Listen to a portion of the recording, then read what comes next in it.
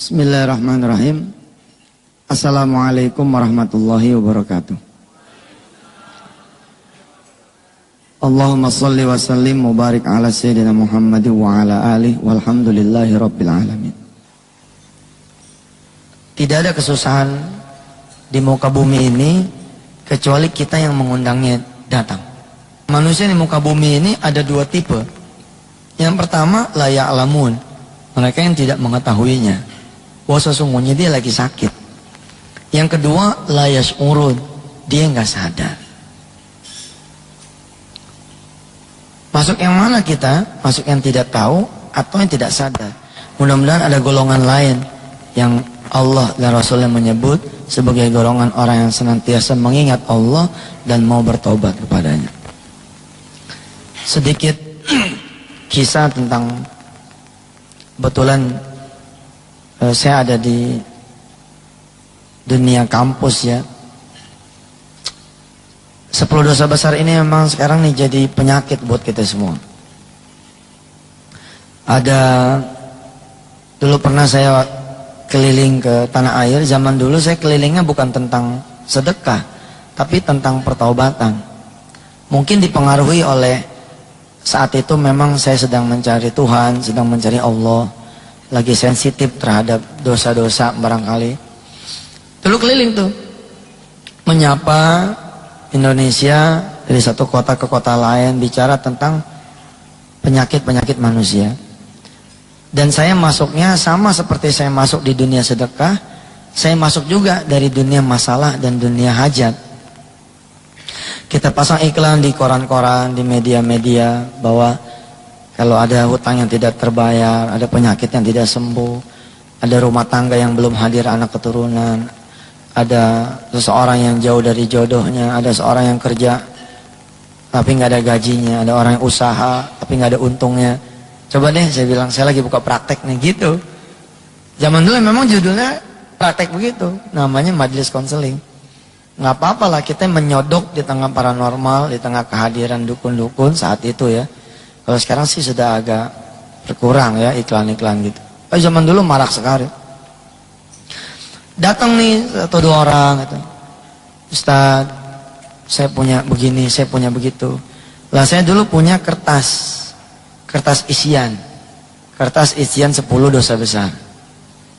Jadi sebelum bicara tentang penyakit atau tentang masalah yang dihadapi, terlebih dahulu saya sodorin.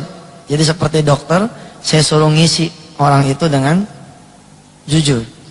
Tolong Bu, tolong Pak, dari 10 kategori dosa besar, yang mana yang kira-kira sudah dilanggar. Nanti kita konsentrasi di sana. Mengingat orang-orang yang datangnya banyak. Jadi saya pakai alat bantu. Saya menyebutnya balance scorecard di urusan 10 dosa besar. Kita pakai skor nih, yang mana nih? Ada orang-orang tertentu yang nggak bisa nulis. Dia diem aja nggak bisa nulis. Saya bilang sama beliau, tenang Pak, ini rahasia saja, rahasia antara kita berdua dan Allah. Mudah-mudahan ini tidak menjadi aib, tapi memang saya harus bertanya, seperti dokter. Ketika ada orang datang, kita nanya apanya yang sakit. Ketika perutnya, ya sudah kita konsentrasi di perut dia. Kita konsentrasi di penyebabnya. Diisi Pak, ada yang nggak mau ngisi.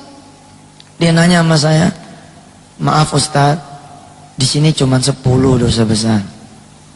Kelihatannya saya lebih dari 10 Ustaz.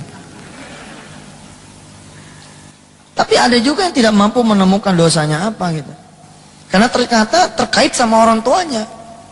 Ada pernah terjadi saya ngebetulin tulang belakang orang. Dan orang ini clean, bersih, disodorin A, B, C sampai 10, nggak ada yang dia kerjakan. Dan dia tidak bisa duduk lebih dari 10 menit. Karena permasalahan tulang belakang. Ternyata subhanallah dia menyimpan orang tua yang dari sebelum dia lahir sebagai seorang rentenir. Jadi perilaku kemudian bapaknya itu jadi masalah di anaknya. Ketika kemudian kita putus pakai doanya Nabiullah Ibrahim kepada bapaknya, bahwa aku berlepas diri dari apa yang diperbuat oleh bapakku, kan begitu Nabi Ibrahim bilang kepada bapaknya. Subhanallah, kita tesnya gampang. Tes duduk aja. Tes duduk kira-kira 30 menit, lebih dari 10 menit. Dan subhanallah itu. Jadi saya percaya banget karena emang ayatnya pun begitu. Kullun nafsim bima kasabat rohina. Semua orang tergadai dengan apa yang dikerjakannya. Saya berdiri sini beristighfar. Saya bukan orang yang paling bagus, paling benar, paling soleh. Justru kayaknya malam ini, kalimat ini ditujukan untuk diri saya sendiri. Semoga mudah-mudahan kita diberi kesempatan Allah nyampe di bulan suci Ramadan, supaya Allah betul-betul kubur segala dosa-dosa kita, sehingga tidak ada lagi kesusahan kecuali Ia mengantarkan kita kepada Allah Subhanahu wa taala. Nah, ada seorang suami istri datang. Mukanya bersih gitu. Muka saya masih agak-agak ada pengaruh dosa besar. Ya. Muka yang satu ini subhanallah nggak tega tuh kalau saya nyodorin formulir itu. Karena saking kelihatannya soleh gitu. Istrinya juga Masya Allah tuh jilbabnya ini panjang gitu. Kayaknya nggak mungkin lah mereka berdua pelaku itu. Tapi karena saya harus tanya, iya saya tanya.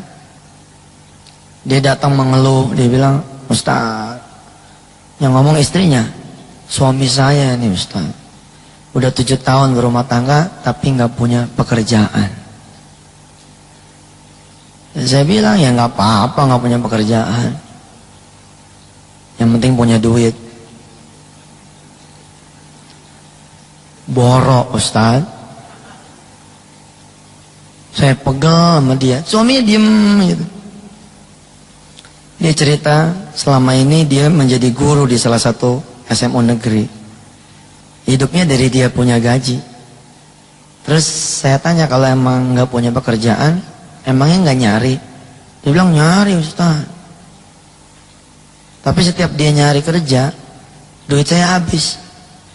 Kok gitu? Iya, asal mau nyari kerjaan, pakai duit saya 20.000, 20.000, 20.000, 7 kali udah 140 Ustaz. Gaji saya berapa? Kalau emang nggak kerja, kenapa nggak usaha? Saya lebih ngeri lagi Ustaz. Begitu kata si istri. Kalau usaha, ujungnya utang, utang, utang.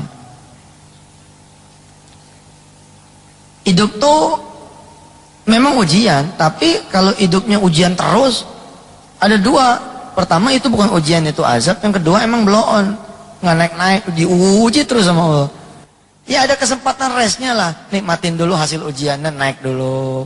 Tahu udah di atas nih, uji lagi, wajar begitu. Tapi kalau hidup tuh isinya ujian terus, diberondong terus.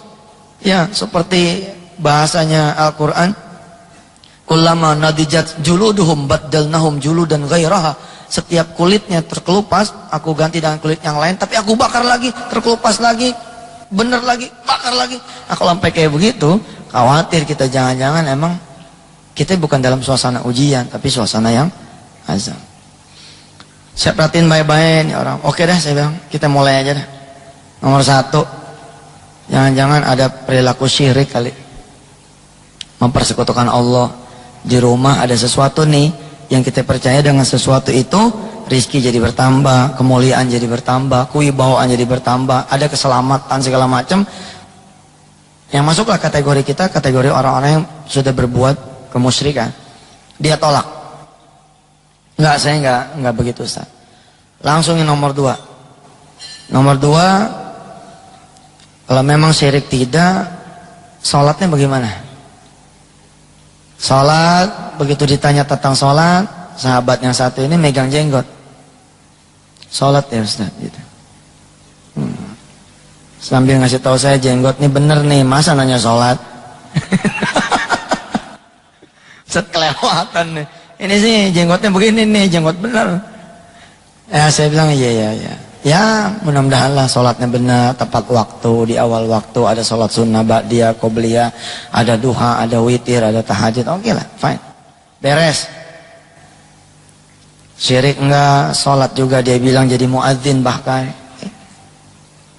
Yang nomor 3 doraka sama orang tua kali. Karena tuh kalau doraka sama orang tua juga mampet tuh. Kalau kita punya masalah dengan orang tua, hukukul walidain, wah itu bisa celaka. Ada satu kisah klasik ya, di salah satu kitab disebut ada seorang bodoh datang ke seorang yang pintar. Kata si pintar ini, kata orang alim ini, aku akan berikan kamu uang yang banyak kalau kamu bisa mendatangkan hati ibumu. Si bodoh ini kemudian berangkat ke ibunya, ditikam loh pisaunya.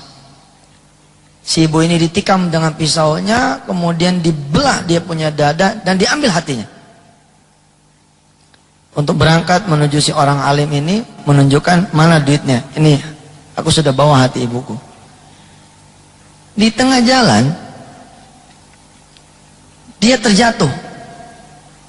Terpleset, terantuk batu atau apa, dia jatuh. Jatuh juga itu hati ibunya. Tiba-tiba kemudian keluar suara dari hati ini. Engkau tidak apa-apa, nak. Subhanallah, hati yang sudah berdarah-darah itu bukan nanya tentang dirinya, tapi nanya tentang, kamu gak kenapa-napa, nak. Si anak itu kemudian menangis, dia menyadari kesalahan dia, sudah membuat ibunya kemudian terbunuh. Lalu pisau yang dipakai buat ngebunuh ibunya itu, yang diambil hatinya itu, kemudian dia mau tikamkan ke diri dia.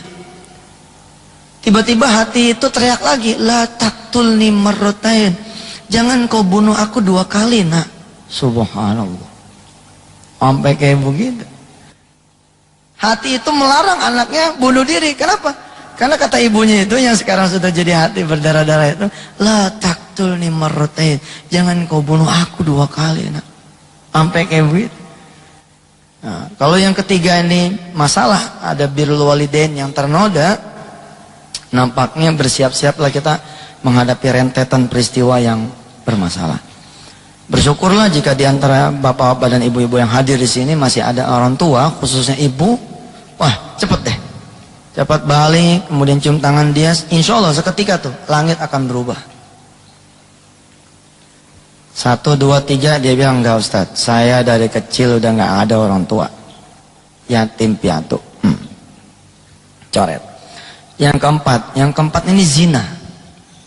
Tapi karena melihat si bapak dan si ibu ini wajahnya soleh-soleha, terus saya juga tanya sama dia, punya anak nggak? Ada 2. Saya lewatin nih. Yang keempat ini, zina ini saya lewatin. Karena saya hampir nggak percaya kalau orang ini adalah pelaku zina. Nggak mungkin. Saya langsung yang kelima. Yang kelima ini rezeki haram. Barangkali masih ada yang senang sama rezeki haram. Ya saatnya lah untuk membersihkan diri. Insya Allah, Allah sayang sama orang-orang yang nggak pernah berbuat salah. Tapi Allah juga sayang sama orang-orang yang berbuat salah dan mau berbuat baik. Di rezeki haram ini juga masalah. Di matematika sedekah, kita mengenal ya, di matematika sedekah 10 dikurang 1 bukan 9. Ya, ini kan udah biasa nih. Kelihatannya muka-mukanya muka-muka biasa semua nih. Muka paham deh. 10 dikurang 1 bukan 9. Tapi berapa? Dalam matematika sedekah, bukan matematika manusia. Kalau matematika manusia berhenti sampai di sini. Tapi kalau matematika Allah, ada perhitungan lanjutan. It's not the end balance. Ini baru temporary balance nih. 1 ini dikali 10. Di sininya 10. Matematika sedekah tidak mengenal pengurangan. Yang ada hanya pertambahan. Kalimatnya bukan tinggal berapa, tapi jadi berapa. 10 dikurang 1 jadi berapa, bukan tinggal berapa. Kalau tinggal berapa, tinggal 9. Oh, ntar dulu, nambah kok. Jadi berapa? Jadi 19. Kenapa pintu ini Allah suburkan? Wa yurbis sadaqat. Allah suburkan itu sedekah. Kenapa? Karena pintu yang haram Allah tutup betul. Karena matematikanya juga nggak beres. Di urusan duit haram, ada matematika juga yang terbalik. Coba 5 ditambah 3 berapa? 8. Yakin saudara bahwa 5 ditambah 3 akan selalu 8? Look in the left side. Lihat di sisi yang kiri ini. Ternyata 10 dikurang 1 enggak selalu 9. Berarti 5 ditambah 3 enggak selalu 8. Bisa berapa? Bisa min 2 loh. Kok bisa min 2 Ustaz? Iya, dia punya gaji 3 juta, ngembatnya 5 juta. Gajinya 3 juta, tapi yang dia embat 5 juta, minus 2. Minus 2 ini selalu sebulan. Lah kalau 12 bulan operasi jantung, bos. Kenapa 24 juta? Sama seperti sedekah yang akan punya konversian, yang dia cari apa konversinya, begitu juga yang haram akan dia cari konversinya apa. Ketika rizki sudah tidak lagi bisa nanganin konversian kejahatannya, maka badan yang akan dia cari. Kalau badan dia juga udah nggak cukup, anak yang dia embat. Terus begitu. Subhanallah. Kalau kita tidak hentikan, subhanallah. Ada 5 lagi, tapi 5 lagi ini mendingan saya kasih CD 10 dosa besar, dengerin sendiri. Kalau enggak waktu kita habis. Tapi yang jelas si mas yang satu ini dengan si mbak, dia geleng kepala terus. Nomor 6 ini geleng, nomor 7 ini geleng, nomor 8 geleng, nomor 9 geleng, nomor 10 geleng, bersih, clean. Gampang, saya sebagai seorang dokter, bukan dokter seperti prima, tapi dokter masalah. Kalau semua orang itu geleng kepala tanda nggak pernah melakukan 10 dosa besar, ya wes itu ujian. Tinggal sabar. Tapi ada satu yang belum saya tanya, yang nomor 4. Cuman mencermati kalimat di awal, istrinya masih kerja jadi guru. Dalam hati saya jangan-jangan dia berzinanya bukan sama istrinya, sama orang lain. Ya deh, saya keluarin dulu tuh istrinya. Udah lama nih saya tidak melakukan agenda konselingan seperti ini. Yang terjadi kita ya sedekah. Padahal ngulitin orang dari sisi pertobatan tuh, waduh, itu seperti meribon orang, melahirkan orang lagi dari awal lagi. Simpen istrinya keluar, saya bilang, Mbak tolong keluar sebentar, saya mau ngomong antar laki-laki nih. Mbaknya keluar, kunci pintu, kemudian saya duduk lagi, saya bilang, Mas maju sini. Ada satu loh yang belum saya tanya. Kelihatannya tahu deh yang belum saya tanya apa. Nangis dia peluk, iya Ustaz, kayaknya saya tahu yang mau ditanya apa. Iya, yang mau ditanya adalah zina. Have you ever do zina? Apakah Anda pernah melakukan zina? Kalau pernah, wah subhanallah, berat perusahaan. Udah saya bilang, udah simpen tangisannya, ambil wudhu, sholat. Insya Allah Allah menyediakan ampunan yang sama besarnya dengan dosa kita. Atau malah mau bigger than our sin, lebih besar daripada kita punya dosa.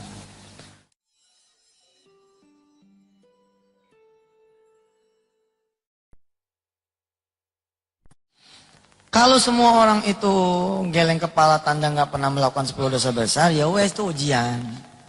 Tinggal sabar. Tapi ada satu yang belum saya tanya, yang nomor 4. Cuman mencermati kalimat di awal, istrinya masih kerja jadi guru. Dalam hati saya jangan-jangan dia berzinanya bukan sama istrinya, sama orang lain. Ya deh, saya keluarin dulu tuh istrinya. Udah lama nih saya tidak melakukan agenda konselingan seperti ini. Yang terjadi kita sedekah. Padahal ngulitin orang dari sisi pertaubatan tuh, waduh, itu seperti meribon orang, melahirkan orang lagi dari awal lagi. Simpen istrinya keluar, saya bilang, Mbak, tolong keluar sebentar, saya mau ngomong antar laki-laki nih. Mbaknya keluar, kunci pintu, kemudian saya duduk lagi, saya bilang, Mas, maju sini. Ada satu yang belum saya tanya. Kelihatannya tahu deh yang belum saya tanya apa. Nangis dia peluk, iya Ustaz, kayaknya saya tahu yang mau ditanya apa. Iya, yang mau ditanya adalah zina. Have you ever do zina? Apakah Anda pernah melakukan zina? Kalau pernah, oh subhanallah, berat urusannya. Udah, saya bilang, udah simpen tangisannya, ambil wudhu, sholat. Insya Allah, Allah menyediakan ampunan yang sama besarnya dengan dosa kita. Atau malah mau bigger than our sin, lebih besar daripada kita punya dosa. Itu waktu dia sholat taubat seperti tidak ada di dunia. Oh, kayak apa taubat? Setelah selesai, dia kemudian bertanya, Ustaz, apa sih hubungannya antara zina dengan saya kok tidak dapat pekerjaan selama 7 tahun? Yang pertama, memang Allah yang bilang begitu. وَلَا يَدْعُونَ مَعَ اللَّهِ إِلَهًا آخَرَ وَلَا يَقْتُلُونَ النَّفْسَ الَّتِي حَرَّمَ اللَّهُ إِلَّا بِالْحَقِّ وَلَا يَزْنُونَ وَمَنْ يَفْعَلْ ذَلِكَ يَلْقَ أَثَامًا يُضَاعَفْ لَهُ الْعَذَابُ يَوْمَ الْقِيَامَةِ وَيَخْلُدْ فِيهِ مُهَانًا إلا من تاب وآمن وعمل عملا صالحا فأولئك يبدل الله سيئاتهم حسنات وكان الله غفورا رحيما. Jangan berbuat syirik, jangan membunuh orang tanpa hak, dan jangan berzina. Kalau ada di antara Anda yang melakukan perzinahan, kata Allah, maka yalqa athama, aku akan kalungkan dengan kalung kesusahan. Gila ya, dikenain kesusahan aja udah susah, apalagi dikalungin dengan kalung kesusahan. Subhanallah. Yang kedua, an-nikahu miftahur rizki. Ini saya senang ngomong begini karena masih banyak teman-teman saya yang muda-muda. Walaupun zina mah nggak urusan yang muda, yang tua juga bisa keselimpat, tapi peluang yang muda lebih besar. Nih kita ini wah kacau nih. Kalau nggak ada benteng yang benar hari gini, saya senang loh kemarin menikahkan Rindang di Madinah kemarin. Kita tanya dari hati ke hati. Karena sebelum melangsungkan pernikahan ada pertaubatan dulu, karena pernikahan itu bukan pertaubatan bos, sunnah. Jangan mentang-mentang, gue udah nikah, gue udah tobat. Ntar dulu, lu belum tobat. Kalau emang nikahnya itu didahului dengan satu perbuatan yang tidak Allah ridhoi, maka pernikahan itu cacat. Tetap ada pengaruhnya di kemudian hari. Kalau kita nggak cepat susu dengan pertobatan, masalah. Nah, ketika saya menikahkan Rindang dengan Tia di Madinah, putra dan mantu dari Pak Edi, saya tanya, alhamdulillah, clean, bersih. Setidaknya itulah pengakuannya. Insya Allah. Ya dang. Ya insya Allah lah, ngelihat tanda-tandanya mah. Mudah-mudahan benar. Yang kedua, an-nikahu miftahur rizki. Nikah itu kuncinya rezeki. Maaf ya, kita sudah dewasa semua. Mudah-mudahan ini saya ngomong begini tidak termasuk kategori yang jorok punya. Nikah itu kuncinya rezeki. Punya lelaki itu kunci, punya perempuan itu pintu. Kalau kunci kita pakai pada bukan pintunya, maka apa yang terjadi? Kuncinya patah, pintunya rusak. Oh, bukan pintunya kok dipaksain. Oh, bukan kuncinya kok dipaksain. An-nikahu miftahur rizki. Nikah kuncinya rezeki. Berarti jika ada orang memakai kuncinya bukan pada pintunya, maka rusaklah rizkinya. Kalau kita sepakati satu hal bahwa rizki itu tidak harus selalu berupa uang. Maaf ya, ini buat muhasabah diri sendiri. Saya tidak sedang bermaksud menyinggung satu demi satu di antara saudara-saudara semua. Ini benar-benar buat diri sendiri. Nggak boleh kita nilai orang lain. Apa maksudnya? Kalau kita sepakati rizki itu bukan urusan duit, anak juga rizki, kesehatan juga rizki, hasil usaha juga rizki, gaji bulanan juga rizki. Lah kalau kita kemudian kecemplung di urusan perzinahan, bisa dihapus sama Allah. Ada orang-orang yang kemudian berumah tangga terus nggak bisa punya anak karena patah urusan rizkinya berupa anak. Ada yang anak dapat seperti beliau tadi, pekerjaan nggak pernah dapat. Ada yang pekerjaan dapat nggak ada gajinya, benar-benar dihilangin sama Allah, hilang.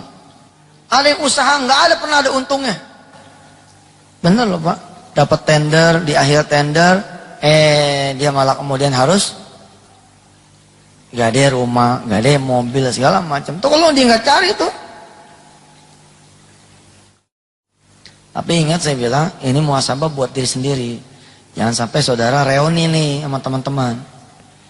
Begitu reuni, saudara nanya, anaknya mana mas? Oh saya belum punya anak. Zina. Itu buat diri kita sendiri. Giliran yang nggak punya anak nanya, sampean kerja di mana? Waduh mas, saya nggak bisa. Ya kerjaan sampai sekarang susah. Zina. Patah rizkinya berupa pekerjaan. Ya. Betul. Salat. Minimal tuh doa dah gitu. Terus dia cerita, iya ustaz, hakada wa hakada, begini.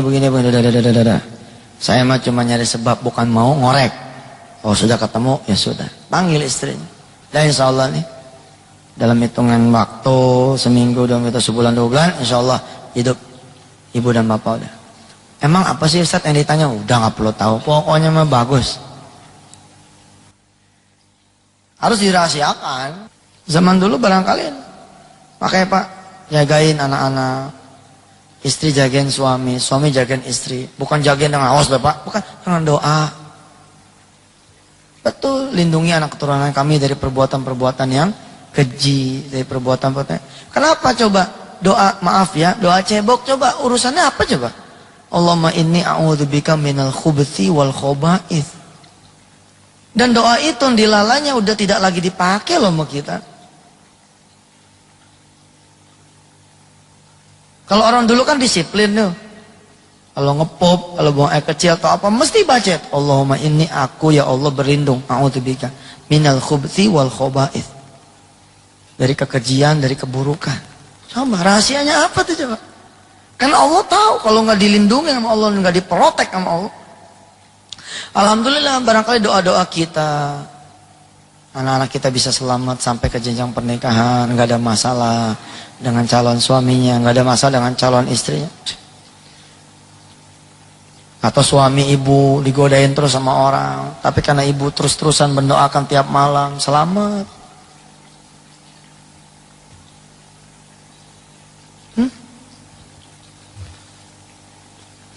Saya pernah ceramah di salah satu kampus. Ada dulu kita punya spiritual financial healing buat mahasiswa. Yang digarap adalah mereka-mereka yang sudah mau diwisuda. Supaya mereka tahu mereka akan memulai menuai penyakit itu di luar. Terus saya sempat nanya sama mahasiswa, ayo, yang sudah pernah patah kuncinya, yang sudah pernah rusak pintunya, nih kita sediakan jasa repair bodinya. Silakan SMS ke nomor ini. Itu tuh ada banyak SMS. Ustadz sudah 3 kali patah. Ustadz tadi udah nggak kehitung. Betul. Yang lebih amazing lagi, begitu saya keluar kaget, saya nenteng koper nih mau ke Jawa, mau ke Jogja, diuber sama Porek 3-nya. Ustadz bisa ngomong sebentar nggak? Pak Porek, SMS aja deh, saya udah harus kejar pesawat. Pak Ustadz tolong, ini nyangkut hidup saya. Kunci saya patah juga Pak Ustadz. Gila gak tuh, purek tuh.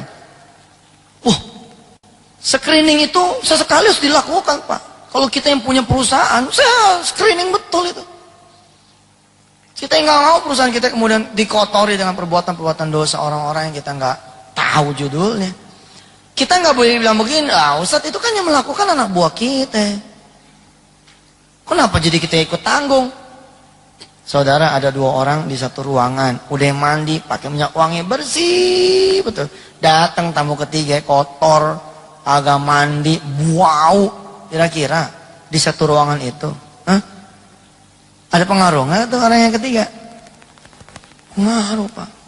4 direksi, 2 ahli zina, masalah nih keuangannya 00. 50-50.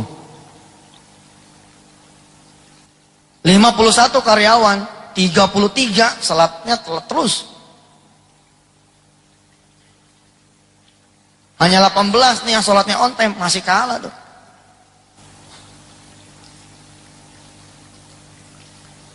Al-qari'atu mal-qari'ah. وما أدراك ما القارعة يوم يكون الناس كالفراش المبثوث وتكون الجبال كالإهن المنفوش فأما من ثقلت موازينه فهو في عيشة راضية. Kalau lebih banyak orang-orang yang berbuat baik, lebih banyak kebaikannya, fi 'isyatir radiyah, senang. Wa amma man taqulat mawazinuhu. Bahaya tuh kalau kita kemudian lebih banyak keburukannya dari 2 neraca, yang satu tabung dosa, satu tabung amal. Ternyata tabung dosa menempati 80%, tabung amalnya 20%. Hidup kita nggak seimbang yin dan yang-nya. Pasti masalah. Badan kita aja kalau nggak seimbang, ya kayak saya begini bisa flu. Pikiran kerja terus, fisik kerja terus. Ya, namanya juga badan, pasti deng. Ada suplemen-suplemennya. Hidup juga begitu. Ketika kemudian tidak seimbang, ya kan jadi masalah. Alhamdulillah kita punya Allah luar biasa. Apa dia bilang? Nabbi ibadi, innani anal ghafurur rahim. Kabarkan kepada hamba-hambaku, sesungguhnya aku adalah Tuhan yang memiliki ampunan yang begitu luas dan sangat penyayang. Kalau sekiranya kita punya Tuhan pemarah, habis dunia langsung dibalikin.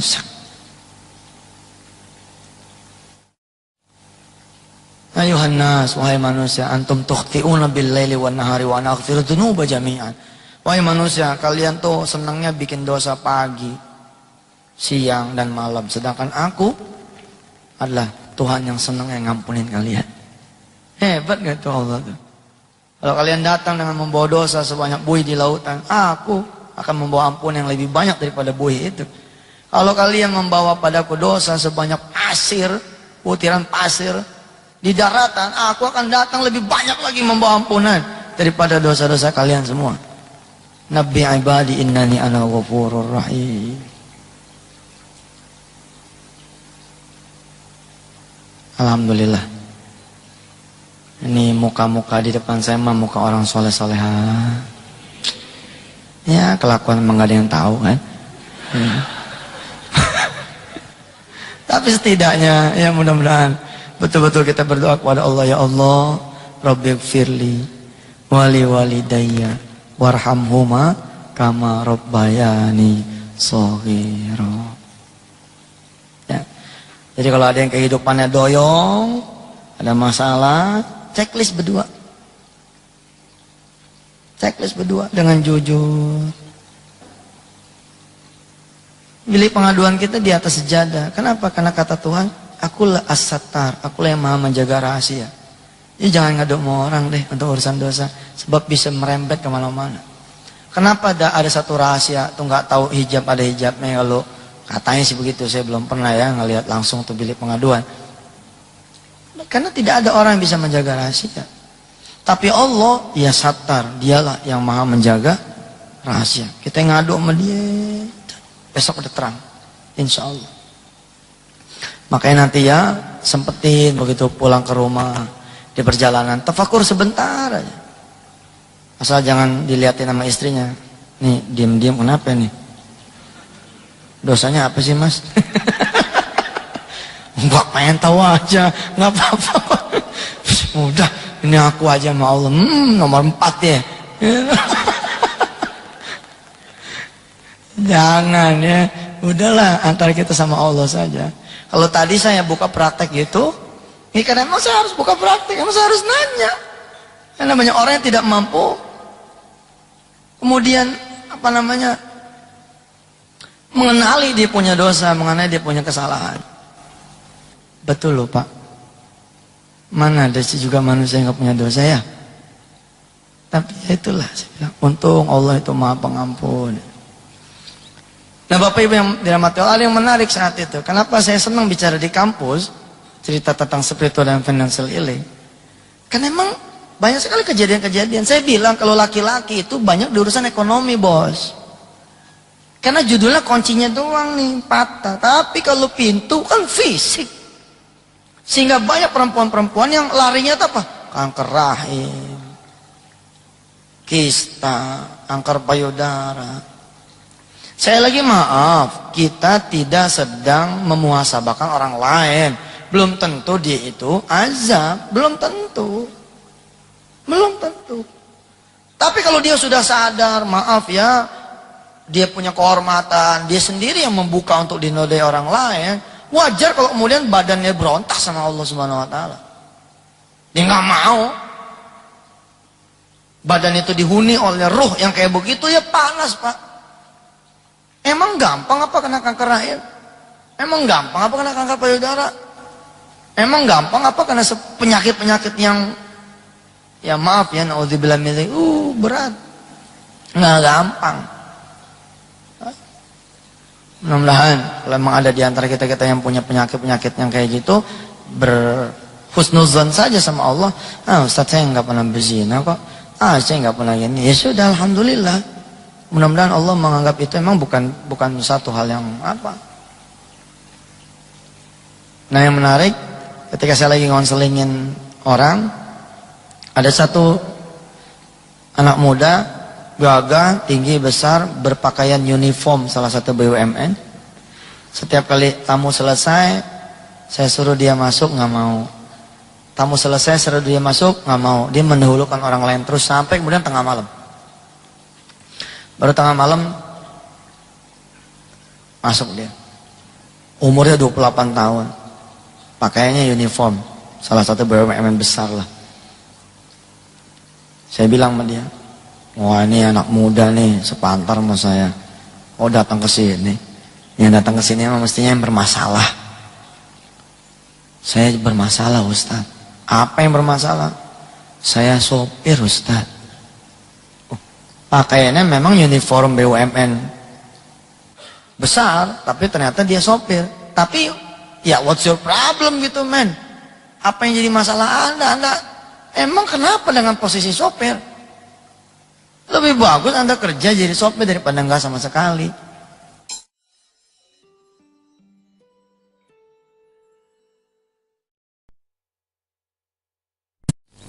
Nah Bapak Ibu yang dirahmati Allah, ada yang menarik saat itu. Kenapa saya senang bicara di kampus, cerita tentang spiritual dan financial healing? Karena emang banyak sekali kejadian-kejadian. Saya bilang kalau laki-laki itu banyak di urusan ekonomi bos. Karena judulnya kuncinya doang nih, patah. Tapi kalau pintu kan fisik. Sehingga banyak perempuan-perempuan yang larinya itu apa? Kanker rahim, kista, kanker payudara. Saya lagi maaf, kita tidak sedang memuhasabahkan orang lain. Belum tentu dia itu azab, belum tentu. Belum tentu. Mudah-mudahan kalau memang ada di antara kita yang punya penyakit-penyakit yang kayak gitu, berhusnuzon saja sama Allah. Ustaz saya nggak pernah berzina kok. Saya nggak pernah gini. Ya sudah, alhamdulillah. Mudah-mudahan Allah menganggap itu memang bukan satu hal yang apa. Nah yang menarik, ketika saya lagi ngonselingin orang, ada satu anak muda, gagah, tinggi, besar, berpakaian uniform salah satu BUMN. Setiap kali tamu selesai, saya suruh dia masuk, nggak mau. Tamu selesai, suruh dia masuk, nggak mau. Dia mendahulukan orang lain terus sampai kemudian tengah malam. Baru tengah malam masuk dia. Umurnya 28 tahun. Pakaiannya uniform, salah satu BUMN besar lah. Saya bilang sama dia, wah ini anak muda nih, sepantar sama saya. Oh datang ke sini. Yang datang ke sini memang mestinya yang bermasalah. Saya bermasalah Ustaz. Apa yang bermasalah? Saya sopir Ustaz. Pakaiannya memang uniform BUMN besar, tapi ternyata dia sopir. Tapi ya what's your problem gitu men? Apa yang jadi masalah Anda emang kenapa dengan posisi sopir? Lebih bagus Anda kerja jadi sopir daripada enggak sama sekali. Duh, betul kan? Enggak ada yang salah dengan pekerjaan itu. Tapi dia mendesis. Dia bilang, saya alumni Fakultas Teknik UGM Ustaz. Oh, emang masalah, duduk. Saya bilang, iya masalah bos. Fakultas Teknik UGM, maknya nyekolahin dia susah-susah. Maaf, bukan berarti kita merendahkan pekerjaan sopir.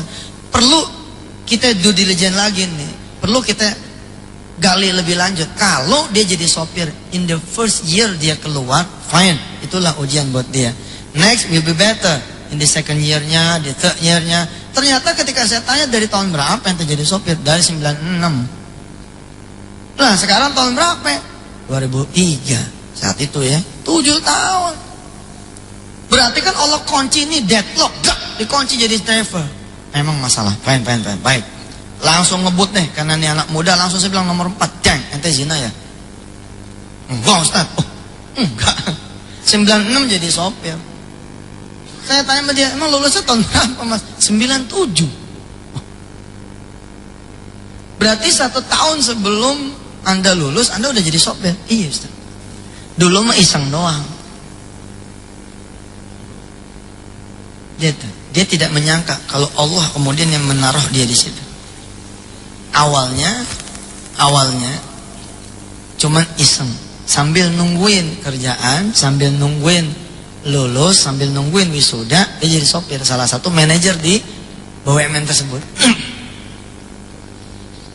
Setelah begitu lulus, si manajer minta ijazahnya supaya walaupun kerja pribadi sama dia bisa dapat double gardan, dapat gaji dari si BUMN tersebut juga. Jadilah kemudian gaji dia 2,8. 2003 2,8 gede sekali, tapi dia nggak nyaman. Kenapa? Karena dia punya masalah di status sosial. Kok Anda ya?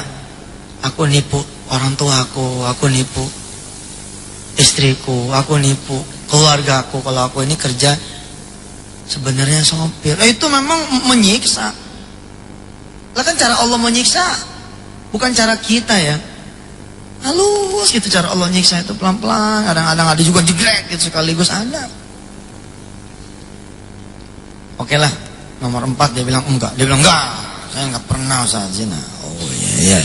Kalau gitu mulai dari 1 lagi deh. 1, 2, 3, 4 enggak, 5, 6, 7, 8, 9, 10 enggak juga. Tapi dia 7 tahun nih.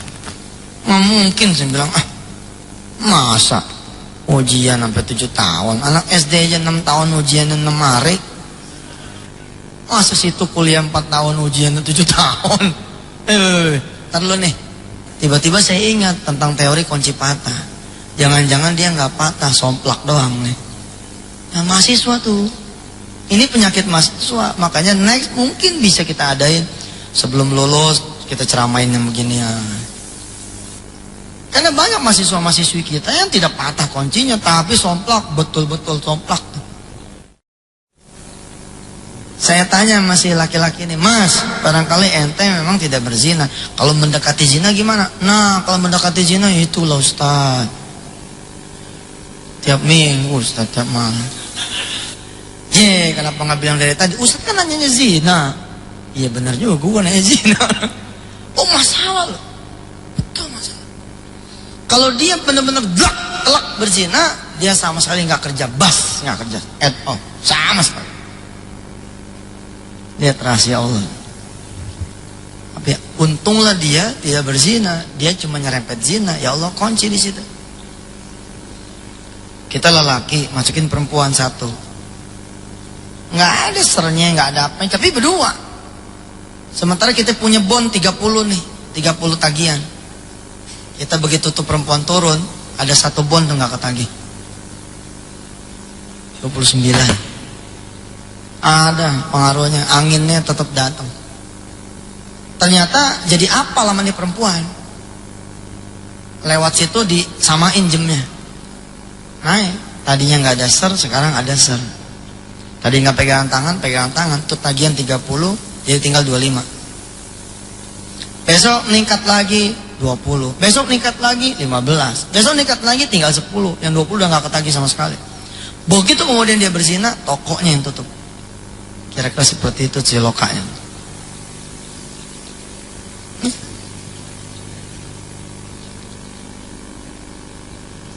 Ajarkan kepada anak-anak kita memakai jilbab yang rapi. Ya subhanallah, itu seperti zina tiap hari. Nah itu juga saya bicara juga tuh. Setelah itu sih ya tinggal mahasiswinya sendiri saja yang berpikir. Saya ceritakan ada satu, ya ini memang kisah, boleh dipercaya boleh tidak. Ada orang dituduh di pengadilan kubur membunuh seorang anak kecil. Yang dituduh membunuh ini adalah seorang perempuan yang dulunya berparas jelita, tangannya jangan bunuh anak kecil. Motong ayam dan sebangsanya aja dia nggak pernah tega ngelihat darah, apalagi bunuh anak. Dia menolak betul. Jangan tuduhkan tuduhan itu kepada saya nggak pernah. Tapi si malaikat nggak mau tahu, dihajar lagi, jebret terus. Begitu udah ancur-ancuran, utuh lagi, dikasih tahu lagi, kamu dosanya begini, tolak lagi, sampai kemudian diminta keadilan Tuhan. Baik, katanya ada catatan hidup nih. Saya pengen tahu kalau emang saya pernah membunuh anak kecil, tolong saya beritahu kapan dan di mana. Ditunjukkan ternyata ketika dia memakai pakaian yang mengundang syahwat laki-laki yang lain. Dikisahkan kemudian ada seorang laki-laki yang melihat dia sedang tidak menutup aurat. Terbersit kemudian syahwat di dia. Terbersit syahwat di dia, pengen makan nih perempuan, gak berani, yang dia makan anaknya sendiri. Kemudian anaknya ini setelah dimakan dibunuh. Tidak menyangka nih si perempuan kalau yang dijadikan penyebab adalah dia. Sekali lagi saya bilang, nggak usah dipertanyakan kebenarannya dan apakah emang begitu, nggak usah, renungin aja deh. Kita bisa menjadi asbab suatu perbuatan dosa, bisa, tanpa kita sadari. Ini wajahnya tegang semua. Ya wes lah, pokoknya mah Allah Maha Pengampun gitu ya. Mudah-mudahan begitu kita pulang sebelum tidur malam kita sempat sholat sunnah 2 rakaat. Ada yang bilang tidak ada itu sholat taubat. Baik, kalau memang tidak ada, saudara tidak mengakui adanya sholat taubat, udah sholat sunnah biasa aja. Usolli sunnatan dah. Rakaat ini saya sholat sunat mutlak 2 rakaat. Habis itu bertobat. Bertobat. Kita beristighfar pada Allah Subhanahu wa taala, mudah-mudahan Allah mengampuni kita punya dosa. Bapak Ibu yang dirahmati Allah, ada sementara yang saya bilang kata Allah tuh la yash'urun. Dan berhati-hatilah kita kalau masuk pada kategori ini. Dalam surah Al-An'am ayat 44 Allah memberitahu kepada kita, falamma nasu ma dzukkiru bihi fatahna alaihim abwaaba kulli syai' hatta idza farihu bima utu akhadnahum baghtatan fa idza hum mublisun. Dan ketika manusia melupakan aku, kata Allah, aku enggak uber dia langsung, aku ulur nih. Didiemin. Nah, yang didiemin ini mah yang lebih bahaya daripada yang langsung digetok tuh gitu. Ibarat layangan diulur terus. Tapi ketika sudah ada di atas, akhadnahum baghtatan fa idahum mublisun. Sekali kedet, fa idahum mublisun, terombang-ambing, dia terdiam berputus asa. Saya sering bilang kepada para lelaki, para ayah, kalau kita yang berantem, kita dipukulin sama orang, kayaknya seneng hati gitu. Tapi kalau kita yang berantem, yang dipukulin anak kita, kayaknya kita nelongso. Kita yang ribut, yang dipukul adik kita. Saya punya kisah yang barangkali kisah ini menjadi inspirasi buat saudara semua yang sudah punya anak untuk betul-betul hati-hati dalam kehidupan. Ada cerita seorang remaja putri diperkosa oleh ayahnya sendiri. Dan si ayah nggak pernah merasa dia merkosa anaknya. Sampai kemudian dia masuk penjara. Di penjara itu baru dia tahu bahwa selama ini dia memperkosa anaknya. Karena memang secara fisik bukan dia yang memperkosa. Dia punya anak semata wayang, tunggal, satu-satunya. Pimpinan sebuah instansi, hidup di atas rata-rata orang, hingga kemudian anaknya yang putri ini meminta untuk kuliah di luar.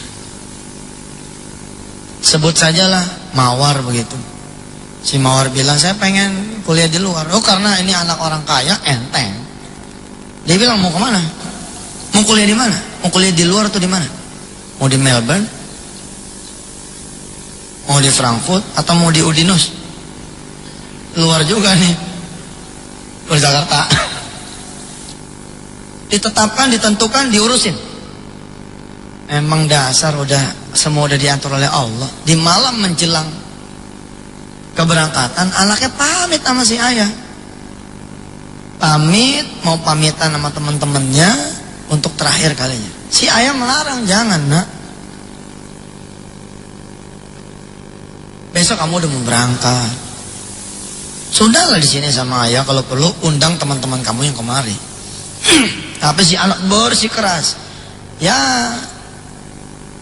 as her last request, dikasih izin. Dengan syarat, kamu harus pulang jam 9 malam. Dan ditemenin oleh pak supir kita. Ditemenin sama supir yang sudah belasan tahun jadi supirnya dia. Dari sebelum anak ini lahir.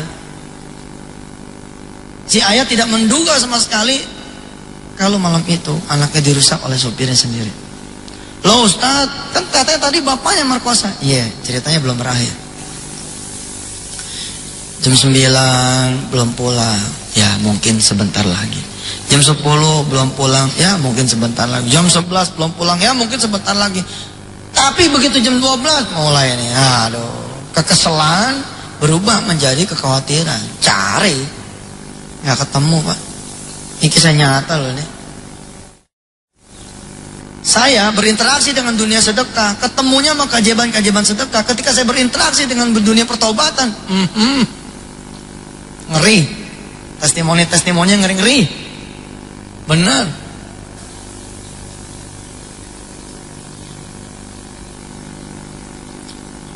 Dan Allah lindungin kita dari merusak kita punya anak keturunan tanpa kita sengaja. Allah karim. Diantar anaknya besok sama petugas Polres. Udah bubar dah tuh. Rencana pergi ke luar negeri bubar dah. Petugas Polres nganterin anaknya menjadi korban perkosaan. Dan diidentifikasi yang merkosa adalah sopirnya sendiri. Unbelievable. Anak ini digendong oleh sopir itu. Dianterin ke sana kemari. Udah seperti anaknya sendiri. Menyesal dia seumur hidup. Kenapa dia tidak antar anaknya di hari terakhir itu? Sudah begitu urusannya. Allah kalau sudah mau jatuhin, udah nggak bisa bergerak. Kalau udah kehendak Allah tuh menjatuhkan kita di lubang, udah dah. Menghindar pun juga udah nggak bisa.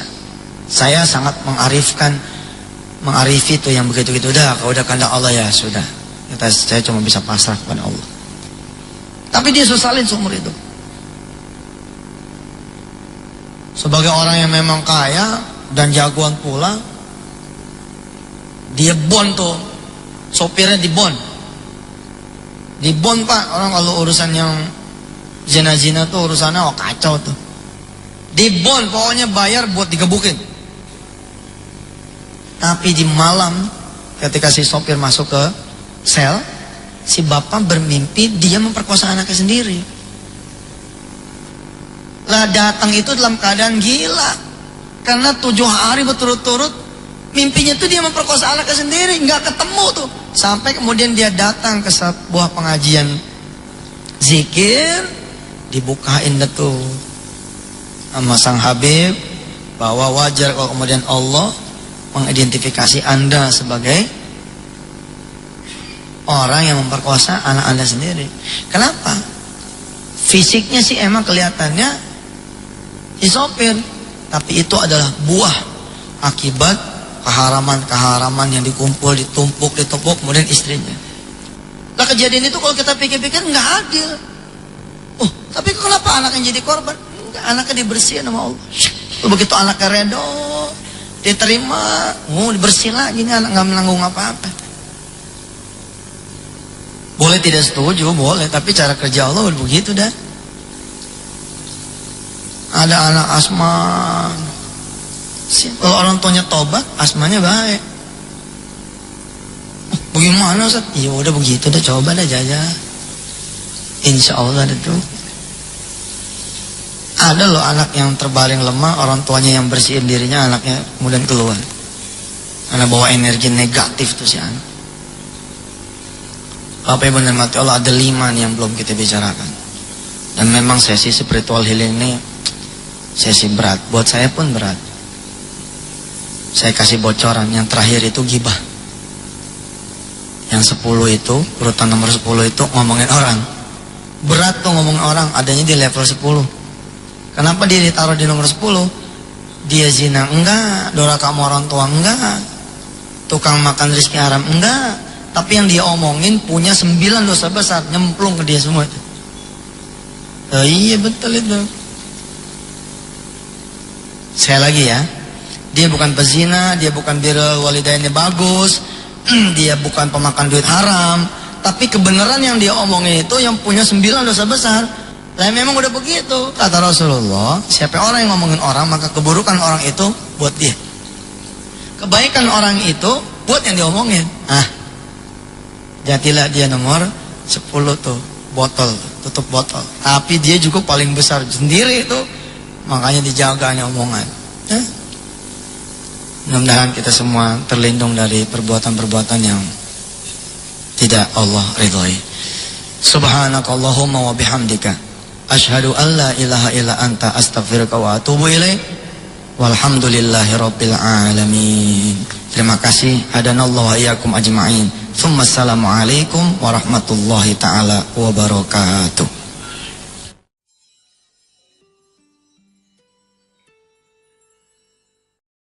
Bismillahirrahmanirrahim. Assalamualaikum warahmatullahi wabarakatuh.